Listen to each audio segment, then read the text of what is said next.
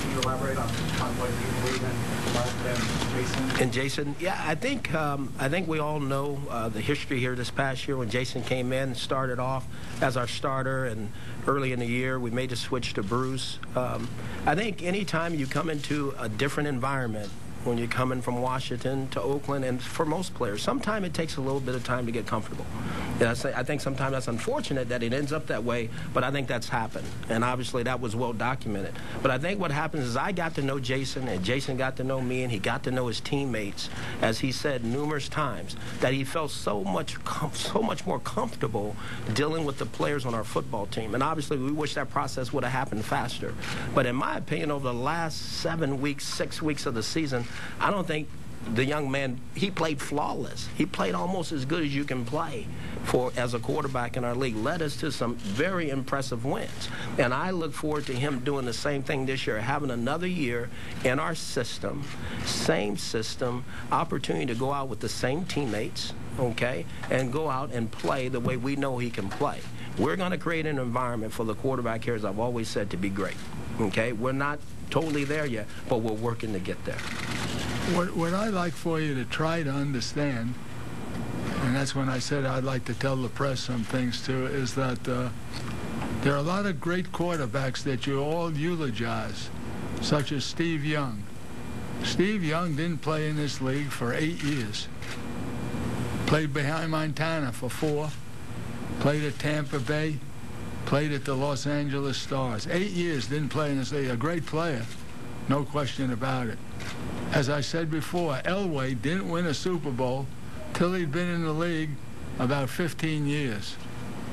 Rich Gannon came to us and hadn't been a starting quarterback for anybody, and didn't become a starting quarterback till it was 15 years into his career. There are late bloomers, there are early bloomers. But I'm saying to you that if you take most of the quarterbacks and take a look at them, a lot of them don't get started right away.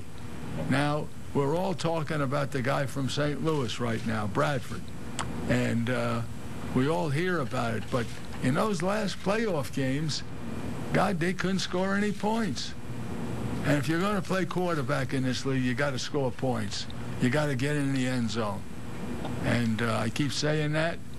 The 49ers drafted a bright young guy, a bright young talent, first round.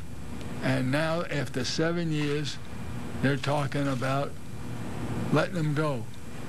And you can rest assured that somewhere along the way he'll show up, and maybe he will and maybe he won't. But he's going to have another chance, and you can never tell what's going to happen. Paul Gutierrez from CSNBayArea.com. Hugh, with so much labor uncertainty and so many potential free agents on this team, how much of a challenge is that to putting a team together, a roster, and beyond that, how many people are actually on your staff right now going forward and are already in their positions? Well, obviously, the CBA is going to really take care of itself. Obviously, it's going to be a challenge for every team in our league. But obviously, there's going to be a plan in place so that we're able to make sure that we have a very good football team here. I mean, again, there's no question. I know Coach Davis is going to do everything he can to make sure that we put the best product on the field for our organization, for our fans, for everyone. So I'm very comfortable in that. Obviously, I don't know exactly how that's going to go, but I know we'll be prepared for it. And then as far as, what was the second part of your question? I'm sorry. Who's on your staff right now? Right now, our staff is, obviously, I've mentioned some guys that sit in the back of the room. Obviously, I think as we continue to move forward, obviously, there's going to be some changes. I think we all know that. I think you guys have already documented one that's made, and there may be some others. I think right now, I really don't want to get too much into that. Obviously, there's protocol of how we got to go about contacting other people at other places. But let me say this is the most important thing. We're going to put the best staff here for the Oakland Raiders that we can. And obviously, it's going to be the Raiders staff. And we're going to have a very good staff that everybody can be very proud of, that our players are going to be very excited to play for. And we're going to go out there and play football the way we know how to play. You know, what did you, you made a statement that a lot of free agents. What number did you think you had that you thought that was a lot? A lot? Yeah. Relative to the rest of the NFL or just for you guys? Well, For us, what did you think was a lot? 31 contracts expiring. Oh, that's ridiculous. I don't think I don't know you, and I don't know who you represent, but that isn't even close to truth. But that's all right. 31 First of all, if we operate under the rules we operated under this year, and if we operate under the rules that we do with a cap, there are over 500 free agents in the National Football League if we operate under the rules where there's a cap. Do you hear me? 500. If we operate as we did this year, it's about 200. And your number, either way, is ridiculous. Al, Phil Barber, Santa Rosa Press Democrat. The team seemed to improve on the field under Tom Cable, especially in this last year. What told you that he wasn't the man to lead the Raiders in the future? Well, I think the very thing that I did when I brought you in to be the offensive play caller and to run the offense and be the offensive coordinator should have given you the feeling that I'm not here to I will answer your questions. I know you're all very interested in why I find him, etc. like that, and I will answer your questions on that. But as far as his ability goes, you have to look at the years, the 4 years where he was the play caller, or the 3 years, and see where we ended up every year in the pass offense. We were either 32nd, 33rd, 34th, lowest. I just don't think he can be a head coach calling plays. I don't think he's an offensive coordinator. He is a zone blocking purist, and I'm not a zone blocking purist, and we switched this year already. We got it started into gap, we got it into power, and we got it into zone, and that's where he believes, and that's where they did it at Baltimore, and that intrigued me.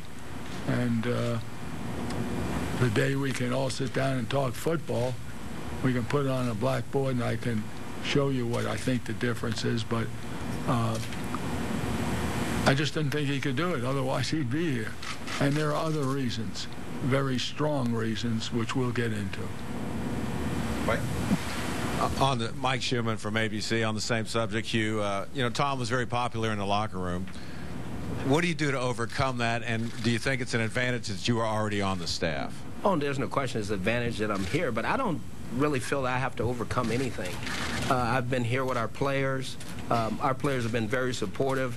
Today alone, I got 20 text messages from our players who are very excited about me being here, being the head coach, and they can't wait to get back here because I think our players know, as I talked earlier, we're going to create an environment here for our players to be as good as they can be on offense, defense, and special teams. Malika Bobino, sports editor for the Oakland Post. Injuries are something that you can't control. Do you look to strengthen the offense? And with the wide receivers, you had someone like Chaz who's been injured for quite some time and then came back at the end of the season. Do you look to bring in a veteran receiver at any point or just stay with what you have? Well, I think as we look at our football team, we have some very young, talented players, and injuries are, like you said, is something that you never know how that's going to happen. I think we have some players I'm very excited about. Obviously, they need to do it at a high level consistently, and they can and they will, and I've said that all year. I think that group, the sky's the limit. What we got to do is make sure we create that environment again to get it all out of them because I think it's there. But I know us. We're going to do everything we can to strengthen our football team in every area if we can because we want to be great. Josh Jubow, Associated Press. Al, at what point during the season did you decide that Tom is not the coach to lead this team in the future? And then you said you were going to get into the reasons about why you find him and things like that. What were those reasons? Well, can we stay with one area because that's going to be an area that's tough to handle, but I'll handle it as good as I can. But I just didn't think he could do it. Not when I saw the contrast with Hue Jackson. And I want to make this point. As much as you think Tom was supported in the locker room, he was to a point. He was with the people that he socialized with, but Hue Jackson will be supported in the locker room just as much as Tom Cable, if not more. Just in terms of was there a point during the season where you did realize, though, that the changes that Hue had brought on offense meant that he should probably take over as coach? No, I didn't think that. No, I wanted to see how we played, how we finished, and I was concerned about the direction and was excited about it. But as I told you, I thought with about 5 games to go, we had a great chance to get into the playoffs if we didn't mess it up. We messed it up. I'm not saying necessarily on offense, but we didn't play well enough on defense to get that chance that I thought we could have gotten. And had we gotten in the playoffs, I compared it to the '80 team. We came in as a wild card and made a run and won the Super Bowl. And I thought that this team had a lot of factors that could help it win. The advent of Jacoby Ford gives us another bright young star. I wish I could put number 21 on him and make him a reincarnation. I don't know if I can, but we're going to try. Scott Osler, Chronicle.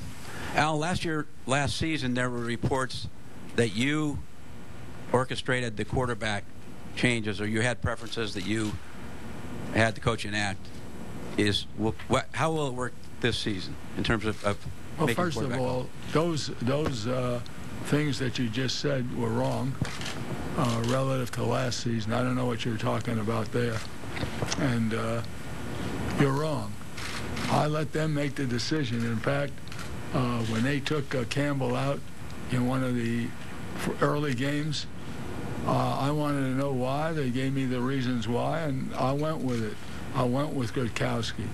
But I also realized, as good as Gronkowski is for a single game, we can't hold up the injury factor from happening. He incurs injury, and that worries the hell out of me, and I like continuity. But I think Jason Campbell's a talent. That's my opinion. I did the draft. You may not like the draft. I did the draft. Terrible draft. I made a trade for Seymour. Gave up that first round of this year. I can tell you why. You may not think it was a good trade. I thought it was a great trade. Still do. I drafted Asamoah. Early in the 2000 season, I caught hell from all over the league that he isn't a first round, he's a third rounder. Now he's getting $17 million just to play corner. Willie Brown wished he paid that kind of money. He wouldn't even be here today. He'd own the team. Lawrence Scott with NBC Bay Area Sports. Mr. Davis, you're talking about Nnamdi and trying to bring number 21 back. Do you see Nnamdi back with this team next season and perhaps further into the future?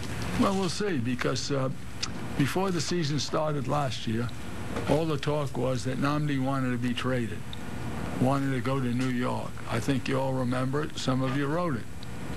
I called him because I could have made a move, and I asked him, do you want to go or don't you want to go? Make up your mind, because I've got to make up my mind. We were very much had time restraints and all. He said, no, I want to stay. I don't want to go. And I think he said that. Then just the other day, you get another signal.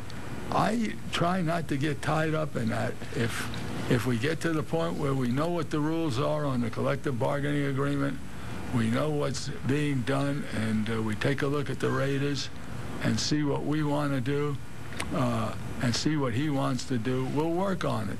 But he's a great player, and he does a good job in the community, and so you always like to have that. But can that $17 million bring you 2 or 3 quality players to help you win?